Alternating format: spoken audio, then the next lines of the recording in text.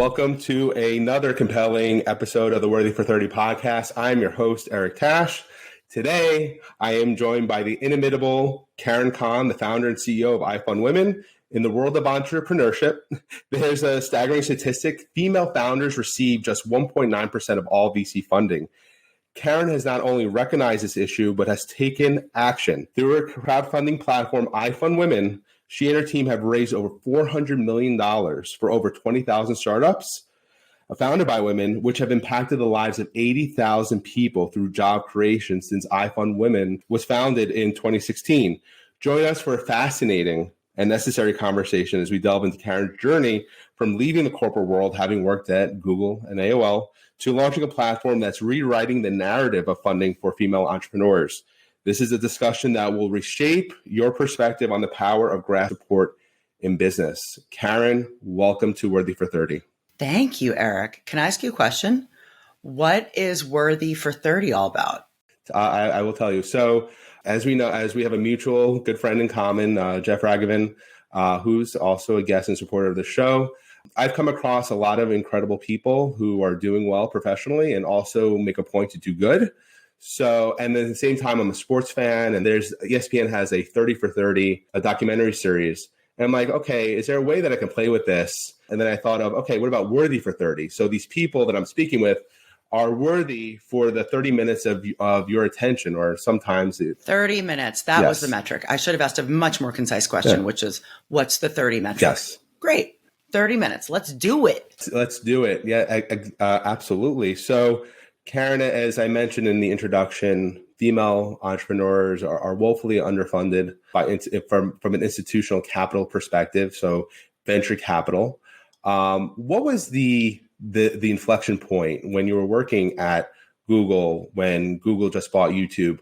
What made you think that I need to start a business that supports female founders? Well, the inflection point was not necessarily when Google acquired YouTube in 2006. It was more the inflection point with when I started IFundWomen was I was a woman founder after Google, after YouTube, after AOL, 2014. I decided to start a business. Okay. And that business was a video-based conversation platform made for women without the trolls. It was a business that I wanted to start at YouTube back in the olden days. For a million reasons, they didn't start the business. And so I put it in my back pocket, the idea, and I decided to start it after I left AOL. So I was a woman founder who had this incredible pedigree of growing up at Google. I could get the meetings with the big VCs, and they were gracious enough to take the meetings, but I just literally could not raise capital. Nobody was writing a check. I would get second meetings, third meetings, definitely, strung along a bit. I don't think that there were any of the VCs that I met with who were all lovely and gracious. They weren't trying to string me along. I think they were actually trying to find a way to make it work. But the reality is the algorithms, whether it's in venture capital or in banking, were completely stacked against women founders. So that was when I thought, well, wow, if it's this hard for me, a privileged white woman from Google in New York City who can get the meetings and who people want to fund, if it's this hard for me to raise venture capital, how hard must it be for my, sisters of color who are 89% of the net new businesses that are started in the country every day? 1,800 net new businesses are started. 89% of those businesses are started by women of color, Eric. So if it was this hard for me as this privileged white lady, how hard must it be for the other entrepreneurs who don't have the access that I have? And so I pivoted startup number one. I was like, y'all, we're shutting this down. We're starting a funding company. And that was the reason for IFundWomen. I was my own customer. I still am my own customer. But I think what you're thinking about is when Google acquired YouTube, I went from selling search ads to monetizing video ads. And the problem that I needed to solve in my business life was I needed to come up with ways to sell advertising, to drive revenue to the creators beyond spots and dots, beyond the pre-roll, because that just wasn't going to keep the cameras rolling. Me and a couple other rogue folks at Google who had been there forever and had already, we weren't worried about getting in trouble. I was like, we need to figure out a different way to drive money to these creators. And so we did the first ever branded entertainment native video ads on the web, which were product placements. And we started doing these massive 8-figure deals easily with Pepsi and HP, and the list goes on, to fund creators in a way that wasn't pre-roll ads. And that was fabulous. Like, that was like awesome. We invented something cool, making money, blah, blah, blah. But then I was like, wait a minute, like, where are all my ladies at? The brands wanted to align with creators that had scale. And I know you know exactly what this means, and I'm sure so does your audience. And at the time at YouTube, it was still pretty nascent. We're talking 2007. There weren't enough female creators. This was before the Michelle Pfans and the Bethany Motas and all. Like, this sounds so like, really? There are so many huge women on YouTube, but like, there really weren't at the beginning. The endemic YouTube creative audience was men, young men, and which is fine, but it was just, I couldn't find a creator with enough scale to package it up to an advertiser and sell a branded entertainment deal. So it was in that kind of moment where I was like, all right, that's what gave me the idea to start YouTube for Women. Okay. Right. Yes. It wasn't about like, I need funding, like direct funding for women entrepreneurs. That wasn't the insight then. It became, there's a very clear path from there to here, which is today. But I didn't know it then. But that's when I started my sort of journey to making sure that women had equal opportunities to monetize as our male counterparts do. Excellent. Thank you for the timeline. So you founded that YouTube for Women business.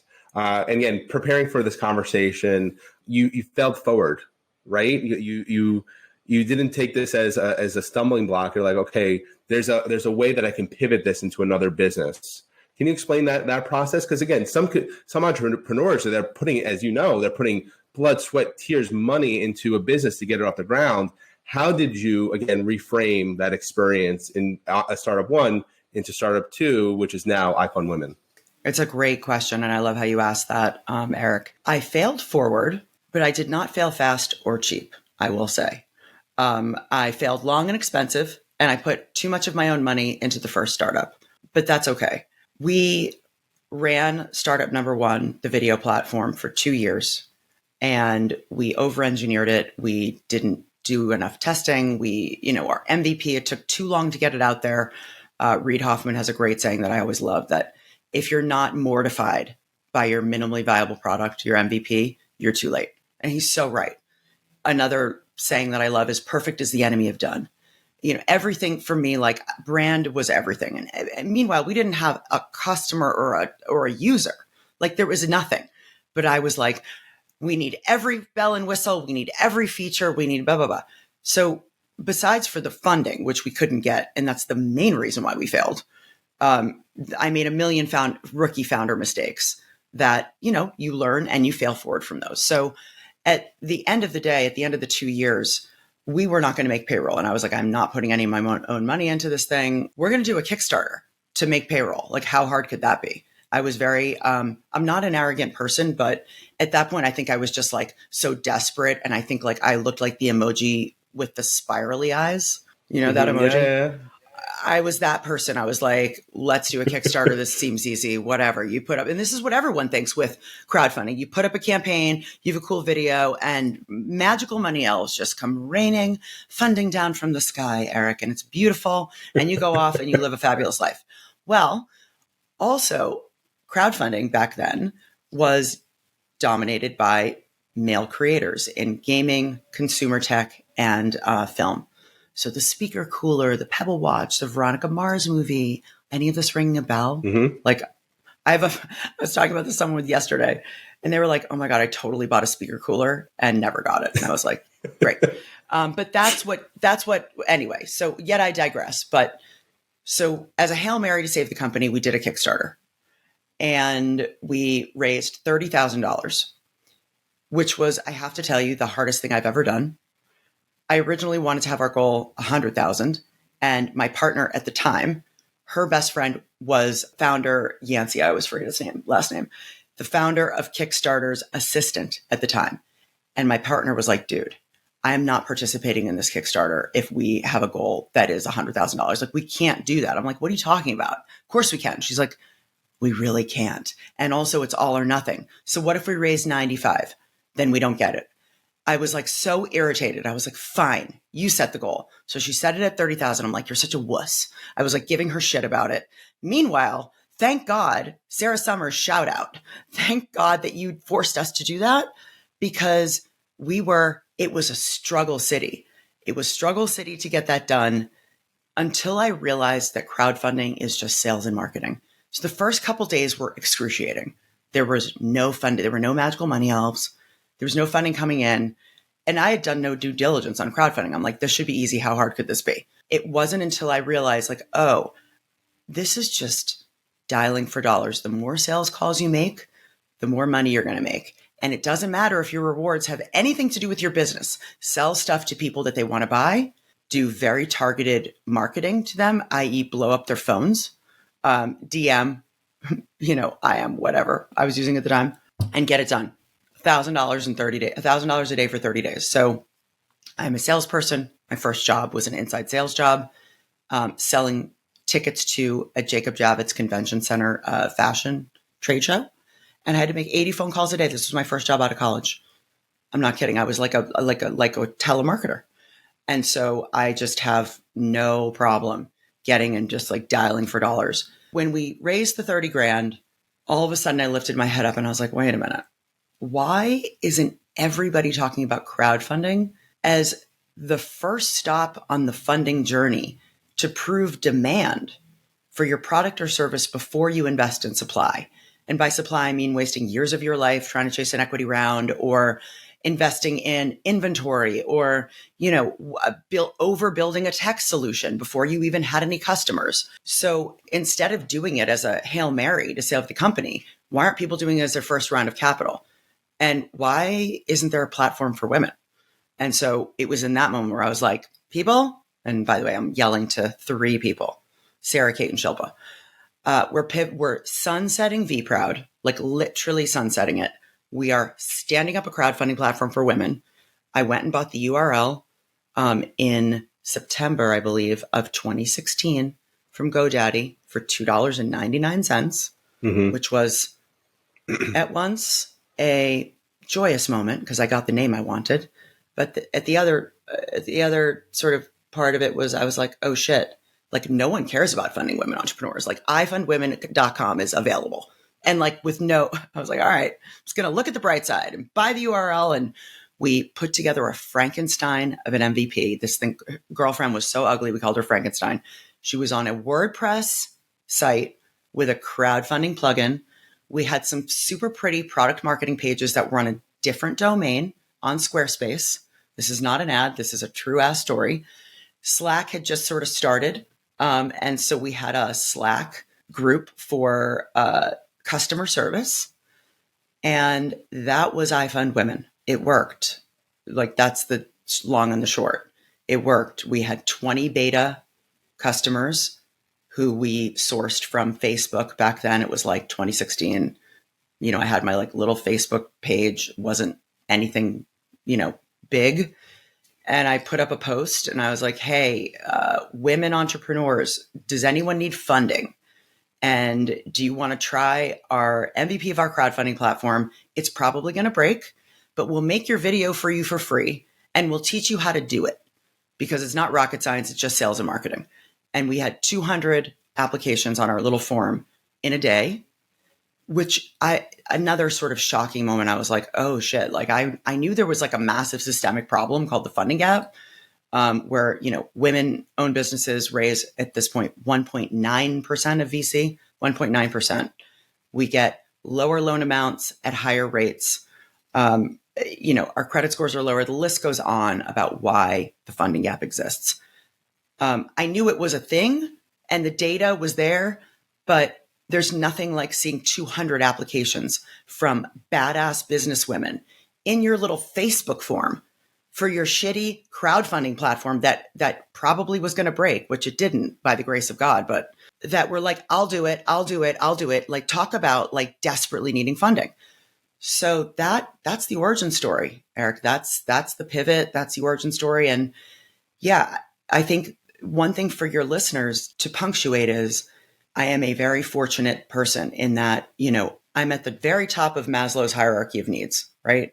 So I'm also a self-made wealthy person, meaning when I started my first startup, I already had made my money. So mortgage, didn't have a mortgage, kids' college paid, like my basic needs and then some were not a worry. And I'm very grateful about that. I earned it. I'm self-made. I didn't come from rich family, blah, blah, blah, whatever. It doesn't matter. But my point is that I don't think I would have become a business owner if I did not have my kids and family and all the money taken care of, because you don't make any money. Like I still personally barely make any money. My salary is very low. You don't make money as an entrepreneur for the most part until you exit IPO, period. You just don't. So it was a very privileged position to be in, to start a company and then to pivot and start another one. Mm-hmm. Okay. So I just want to because there's a lot of entrepreneurship porn out there. Like people make I look fabulous and I probably make it look easy. I'm like, yeah, I just pivoted, blah, blah, blah. But underlying all of that was not up at night worrying about how I was going to feed my family. So I just need it to be clear that this is not entrepreneurship is a really hard path for both men and women. This is like a gender agnostic moment now. It's a super hard path. I would say pivoting into just some advice for your listeners who are thinking about entrepreneurship or who want to start a business. I think it's great if you want to start a business. I'm talking to ladies and dudes, people of all genders. This is for you. Do not go into debt funding your startup. Do not quit your good paying day job with the great benefits. If you are passionate about something, do it in your spare time. Pull all-nighters, do it on weekends. If you really love it, it will work and you'll do it. And then all of a sudden, you'll have customers. And guess what? Then you have a business. You do not have a business until you have customers who are paying you for your product or service. And nobody tells you that. Nobody tells you that. They really don't. So. Right. No, it's great advice, great insight. Yes. To reiterate Karen's point, entrepreneurship is not for the faint of heart. It's not what, again, social media curates the high points of entrepreneurship. What Karen is talking about is how the sausage is made, which takes a ton of work, a ton of time, a ton of sweat, a ton of money in some instances. Again, I think that's great advice for anyone who's thinking about or has started a business. But one point that you do bring up, Karen, which is super interesting, is 1.9% of VC funding. Female entrepreneurs represent 1.9% of VC funding. And can you give us a sense of that pie, of how big in 2022, 2023, how much institutional capital was invested in startups across the board? $300 billion. $300 billion, 1.9%. And then that number gets even smaller. 1.9% goes to women-owned companies. So companies with mixed gender co-founder teams do really well. I think they're in the 12 to 15%. Fine. But yeah, so IFundWomen is an all-woman founded company. I can name a bunch off the top of my head, but yeah. So yes, 1.9%. And we've gone backwards. We were at 2.8% in the heyday of 2018 or 2019. And yeah, we've gone progressively backwards. It's bad. And women of color entrepreneurs represent, I mean, this isn't even good news. This is like these words escaping my lips it's just insane. So women of color entrepreneurs represent 1%, whereas white women entrepreneurs are the 0.9%. That's my only sort of I can't even call it good news, but at least, I don't know.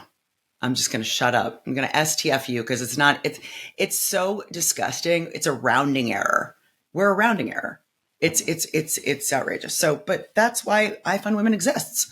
That's why we have a business. It's why you have a business. You have this incredible crowdfunding business, but you've also expanded. It's not just, hey, I started a business and I just want to list my crowdfunding campaign. Can you explain some of the other services and products that IFundWomen offers female entrepreneurs?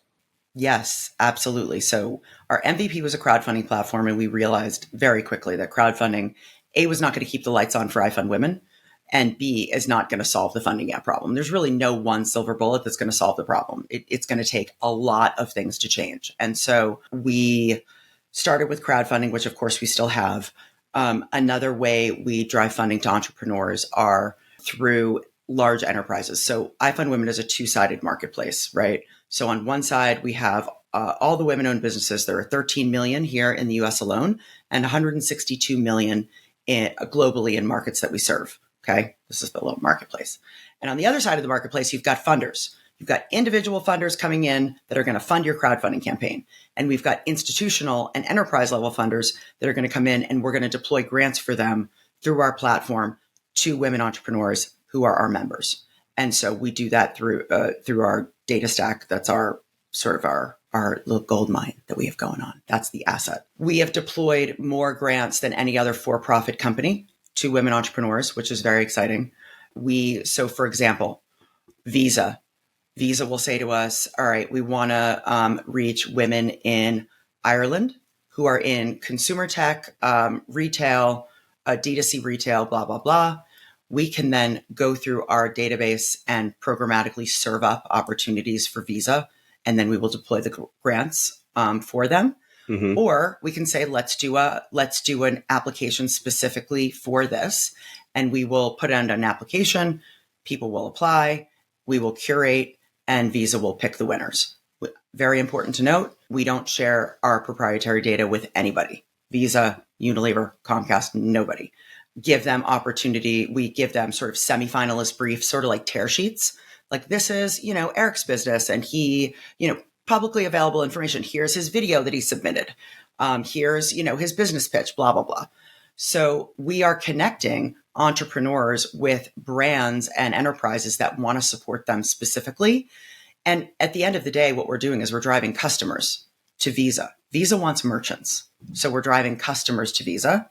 They're making very deep relationships, and women entrepreneurs are getting funding.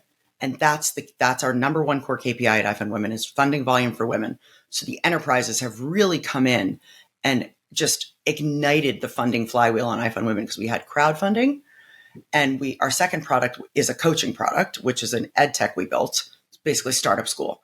It's a subscription product where you can obviously learn how to crowdfund. You can learn how to do, tech product for non-technical founders, do your business plan. There's 35 different things we coach on privately. We also have a VOD workshop library, which is 200 hours of on-demand video learning, startup learning. And we started that product. That was our second product, because we realized in the beta, all of our Slack customer service was lit up by like, how do I advertise my crowdfunder? And I was like, well, I'm the customer service. I'm like, regular ads aren't going to work. You need to do retargeting. Randoms aren't going to click on your thing and fund your campaign. And they're like, what's retargeting? We're talking to like, these were, women across multiple sectors. They weren't from advertising, right?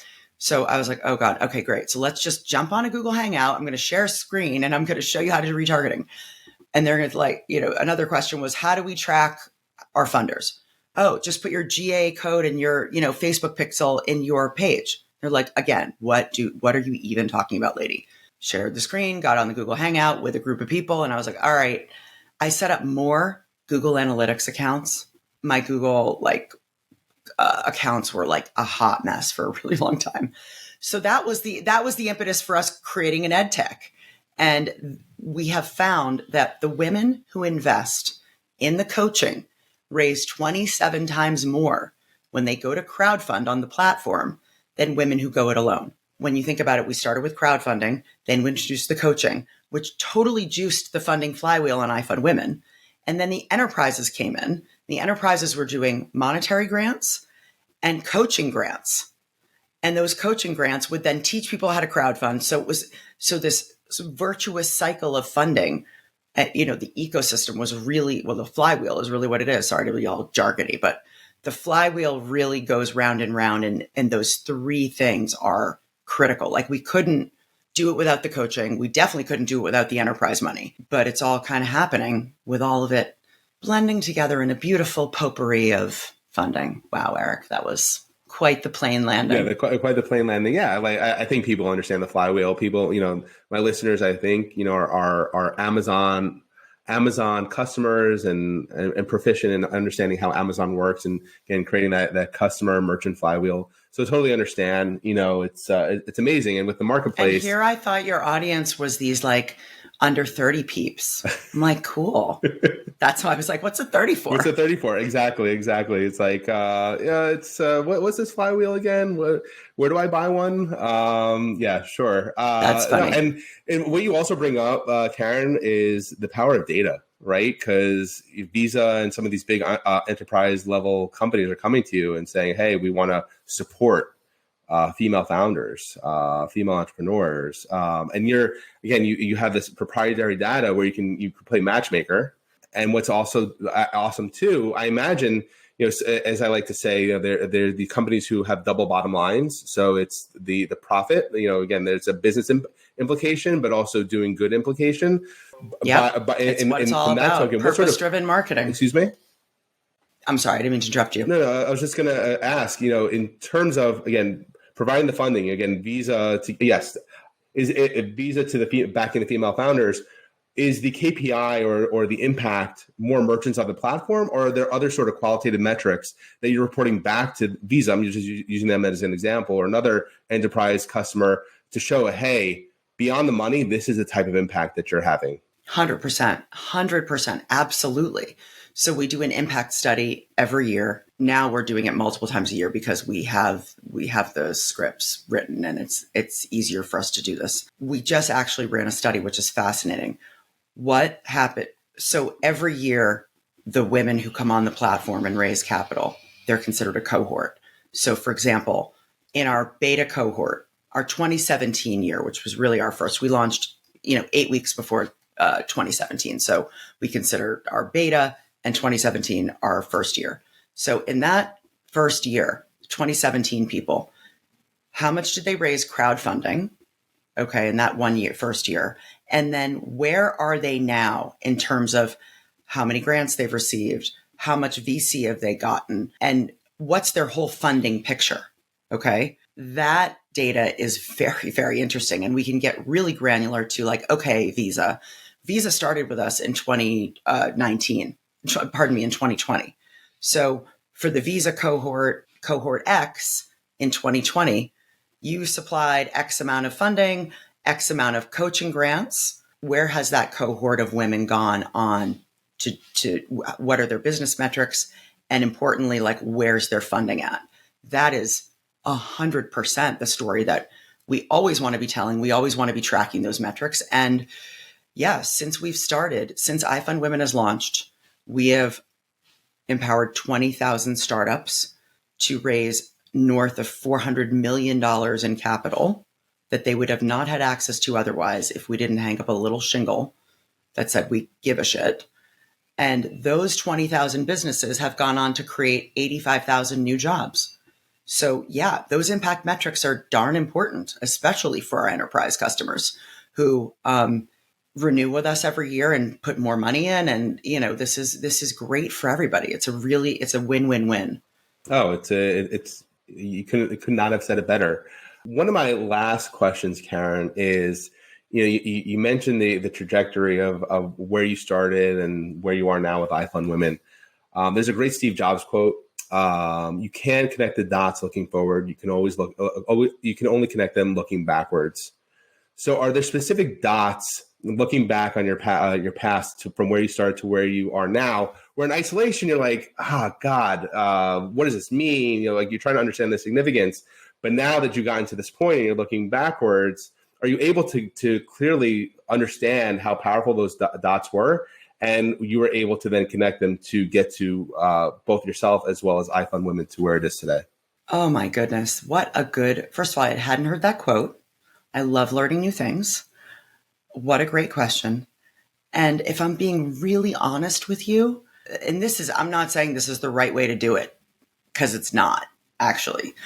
I can certainly, when I reflect back on the 7 years and I think about, okay, what are the patterns of things that I did well that we continue to replicate. And that's like the easy thought process. Cause like, that's almost like rote, like you know what works, right? Cause data. But I think the larger question of what you're asking is, when I look back, what are the patterns of things that really shouldn't be replicated, right?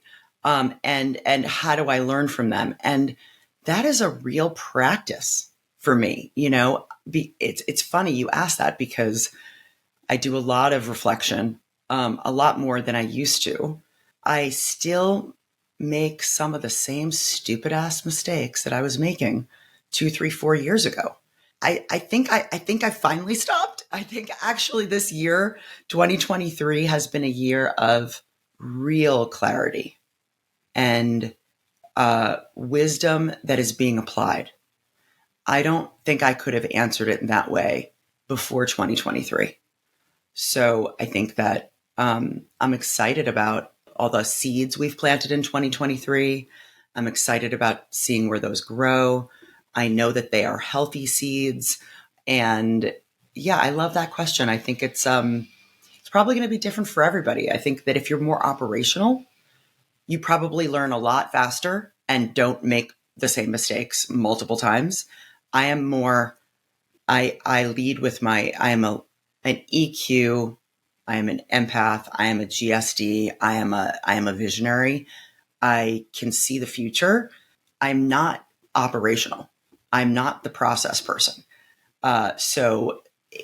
Those types of things have posed to be consistent challenges, right? I know how to solve them now. And the solve may not necessarily be me as a human. The solve could be funding Barbie number 2, who comes in and is CEO of the company, or is great COO, or, any variation of that. But no, you asked a very good question. Thank you. It's a great answer and great perspective. Because what I'm also hearing throughout this conversation, and we can talk for hours, Karen, is the high level of self-awareness. You mentioned EQ, but the fact that you're kind to not just other people, but you're kind to yourself first. You talk about reflections, like how can I be kind to myself first? Because if I'm not kind to myself first, then how can I serve other people? Right? That's what I've come to realize. Like you mentioned, the introspection and the reflection. I'm like, wait, if I want to be kind to other people, I need to forgive myself. I made a mistake, and I'm going to make that same mistake over and over again, but I can't beat myself up over it. That you nailed it. That's a mic drop. You nailed it. And again, for all you kids who are listening, I'm 49 years old. I've been at this for 7 years at IFundWomen, entrepreneur for 9, and I've just crossed the path, just crossed the border into 2023. We rang in 2023 with Karen being kind to herself and forgiving herself for all the stupid ass founder mistakes that I've made. Forgive yourself faster than I did. That's for sure. Yes. Great inspiration. And Karen, I'd like to end on how can we help IFundWomen? First, where can we find IFundWomen so we can learn and engage? But who would you like to talk to? You mentioned Visa and some enterprise clients. Is it those folks? Is it the female entrepreneur who's about to start their new business? Let us know. All right, I'm going to answer your question. Here's where you can find us, and here's how we need help, because we do. So I'm going to be very direct. Okay, first and foremost, for any entrepreneur out there, and we are human agnostic. Of course, we focus on women because women get no funding. We have plenty of men on the platform, and mixed gender co-founder teams do great. So we welcome people of all genders, and that's the truth. So entrepreneurs, specifically women entrepreneurs, if you are listening to this and you want to start a business, or you're getting started with your business and you need help, you need advice, you need coaching, you need a ride or die, we're here for it. Come to IFundWomen, click on Get Coaching, and sign up for a plan. They are very inexpensive and well worth it. So that's number one. Start with that for women entrepreneurs. Okay, funders, individual funders, go to IFundWomen, go to Fund Startups, and find a crowdfunding campaign to support. There's tens of thousands of businesses raising capital. We have everything from farm to table restaurants to deep data companies. So, and you can focus on things in your local area. We get hyper local targeting, all the things. So fund startups. Okay, enterprises, apparently you have like all these AWS people. Hi, AWS, we love you. We want your money. We really do. Yeah. So AWS, do you want customers? So this is actually interesting. Amazon, do you want merchants? Like we got them for you. So let's talk. We do need enterprise funding for women entrepreneurs has changed the funding landscape. That has been the thing. And so like, thank you to Visa. Thank you to Unilever. Thank you to P&G Ventures. Thank you to Comcast. All of these incredible institutions who have been funding hundreds of millions of dollars through IFundWomen. Like, thank you. We are just getting started. So for any brand that's listening to this and wants to drive customers into your sales funnel, we got them for you. Women make 80% of the household purchasing decisions. Our entrepreneurs are high household income, highly educated. They are the best and the brightest women. They're going to like make the decision about the home loan and also make the decision about their small business loan. So our people are valuable and we want to work with you, brands. Here's my commercial. There we go. There we go. There you go. Funding Barbie is done. Funding, and let's get it. It's like I'm trying to do my Howard Dean impersonation. Like we're gonna get all the funding possible. All the money for all the women now. That's my hashtag, Eric. I love it. It really is. It's so long. All the money for all the women right now. Right now. Exactly. Right now. Karen, it's been a true pleasure having you on the podcast, dropping a lot of wisdom, a lot of inspiration, a lot of action. It's great to have the inspiration, the wisdom, and then have that meet with action and how to follow up and engage with all the great work you and your team are doing. So, Karen, again, pleasure Thank you so much for having me. Absolutely. It's always great to have a fellow Essex County guest. I know. There we go. And a second one in 2 consecutive weeks. I had Mindy. I know you had Mindy, my girl Mindy. I love it. Essex County represent. I love it. There needs to be like some sort of follow-up conversation where we can have everybody on the show. Absolutely. Well, thank you for having me, Eric, and I will see you guys soon. All right. Sounds good. Thanks. Bye. Bye, everybody. Bye.